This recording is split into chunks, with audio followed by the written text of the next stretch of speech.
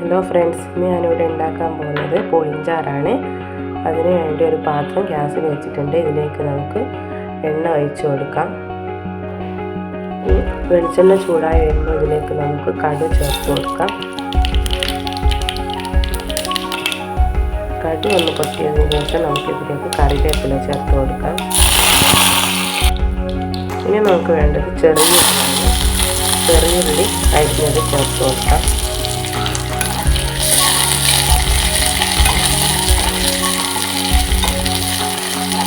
ഇതിലേക്ക് നമുക്ക് പച്ചമുളക് ചെറുതായി അരിഞ്ഞത് കൂടി ചേർത്ത് കൊടുക്കാം.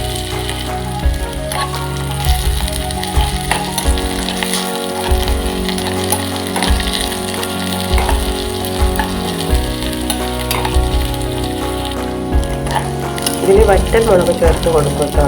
എൻ്റെ കയ്യിൽ അത് ഇല്ലാത്തതുകൊണ്ട് ഞാനിവിടെ ചേർത്തിട്ടില്ല.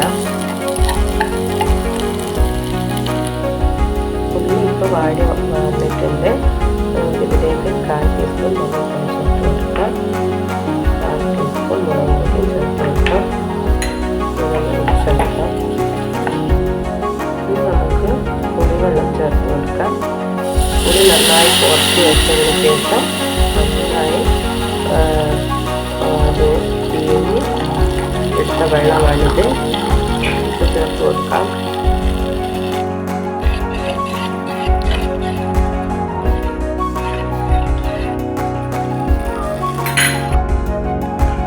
ആവശ്യത്തിന് ഉപ്പ് ചേർത്ത് കൊടുക്കാം.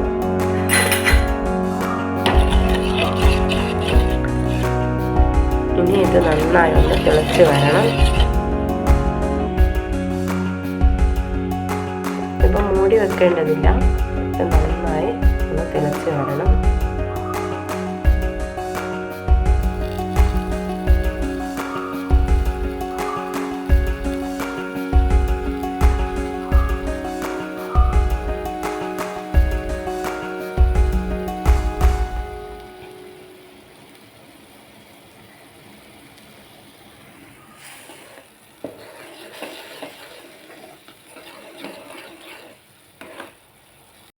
അങ്ങനെ നമ്മുടെ പുളിഞ്ചാറ് ഇവിടെ റെഡി ആയിട്ടുണ്ട്.